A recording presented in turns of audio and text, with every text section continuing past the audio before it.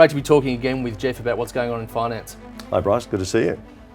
Clearly a lot going on in the industry consolidation-wise, we've touched on that. We've seen private equity come into the financial services market stronger than ever before. I mean, as a product for people, but also as owners. Do you think that there's a disconnect or a challenge there between what we've just been talking about around the client first fiduciary duty and then the role of that capital coming in trying to make a profitable business? Well, I don't think at all.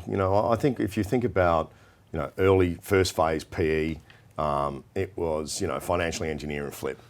Third phase PE, which is where most of the global firms are at right now, they're long-term, passive holders, they're sustainable investors, and they're all about actually running good businessts to make a profit. There's no doubt. But that doesn't make it evil. I think at the same time, you're probably going to find, you had four banks who would never really work with each other. So, that might be why we didn't have individual systems. Sorry, why we ended up with individual systems rather than working together. If you had two or three firms now owned by PE, they'll work together. So that'll be a very different outcome. We haven't seen that in my career here yet. Right. Because, four banks and AMP, five corners, right? And never will they work together. That's going to change. Do you think we've got the policy settings right for, not just for PE firms, but for asset managers in general to come to this country? I see that, the lure of the $3 trillion superannuation pool gets every asset manager from offshore who's not here interested, but it's super competitive when they get here and there are high regulations. Oh, there's no doubt that, for a small country, we compete hard, I think, and it does look like a big pot of money. I always wait for the Capgemini Global Wealth Report to come out every year, and you can almost hear the helicopters starting up to land and drop teams in. But at the same time, I think those policy settings are more about trying to get to scale, because the day of a $1 or $2 billion less fund manager is over. Those boutiques at the very boutique end just don't exist. And it's an interesting thing, isn't it? We went through a very big cycle in the 2000s where it was all about boutique asset managers, and some of them have gone on to do great things, but a lot of them have disappeared, and people forget that very quickly. Yeah, I think, and I stopped counting last year, but that was sort of a passive, silent victim of the Royal Commission. Was the number of boutiques that just shut their doors last year, and it's scores of them actually. Let's talk in a little bit more detail about the advice landscape, because when we start talking about boutique asset managers, I sort of flip over to going from a situation where 60 to 65% of advisors in Australia were licensed under the banks or AMP to where we are today, where we're seeing the emergence of, I resist calling them boutiques, but smaller dealer group hubs of advisors. How do you think that's going to work for Australians? Well, it's probably like it was when I started in this industry in the 90s. And you talk about the cycle. And before the banks, aggregated everything. And so, it worked then. The system wasn't nearly as complex though then, or nearly as big then. So those are two really important dimensions that are different. There's a lot of wonderful dealer groups now in the top 10, top 20.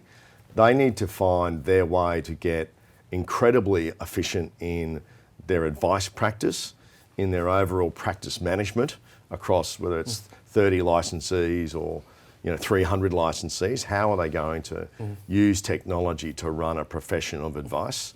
And they need to think about how they're going to engage their clients digitally, because they can't just be a great profession of advice. They've got to run a great business of advice. They're mostly got not a lot of capital, and they don't need it right now, and their shareholders make the profit in their individual practices, not in the dealer group. There's a few listeds that are, and so they're much more transparent. But, I'm pretty sure that in the next 3 to 5 years, you'll see consolidation there again. Now, whether that's just consolidation around the advice practices or whether it's consolidation vertically from the value chain, you'll end up with both. We just saw Hub 24 buy 40% of Eastern as part of a overall transaction. Now they're building out Hub Connect. So what's old seems to be new. Cycle lives on. Yeah. we've talked about technology and the need for Australia to sort of accelerate, and especially when we come to talking about client experience. What about technology for the advisor, and in particular around regulation to make them more efficient? Are you seeing that is keeping pace with the requirements that the advice industry needs? No, I think we're on the cusp now of opening the debate up to really, somewhere over the next 18 months, 2 years, to put on the table again what's the best advice process for this country. I wish it would happen earlier. My personal view is both sides of government need some time between the Royal Commission and that point, and the same thing happened in the UK, no differently. So, I'm encouraged that we will see an advice model that ends up with a sensible environment around general advice, and even advice where it's known that I'm only working for a ABC bank, and so it's directed advice to them. In the same way intra-fund advice works now? A little bit, yeah. The UK's got, where I'm part of that same workforce. That I come to a Holden dealer to buy a Holden, I don't go there to buy a Ford. And I get protection about that, and I like that, right? And then we'll see a more sophisticated, regulated, full advice model for holistic end-to-end advice. But at the moment, all advice really is that holistic end. And so we're missing out on a big middle part of Australia who can't afford that holistic advice. No, but they can be served by robo and human-assisted robo. There's no doubt. There's a plethora in this country now of startups around that.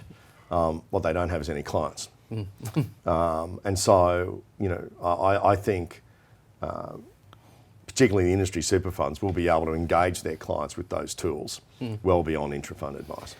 Sounds like from what we're speaking about, despite the 29 inquiries that you mentioned earlier, there is real change happening for the clients and for working Australians? Yeah, again, I hope 2021 is the decade of our client.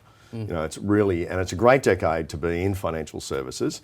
You might not feel like that, and I'm a bit tired after the last couple of years, but when you look forward, what an opportunity it is for us to reset and rebuild and raise that bar to a true profession, have a really great purpose of what we're doing, educate and work with wonderful talent that's coming through universities and beyond, and actually accessing the world for technology. We just have not done that for the last 2 decades. Yeah, I think that what you mentioned there around that move away from this sort of blinkered view of because we've got a unique super and tax system, therefore we need to build something proprietary. It'd be really good to move away from that.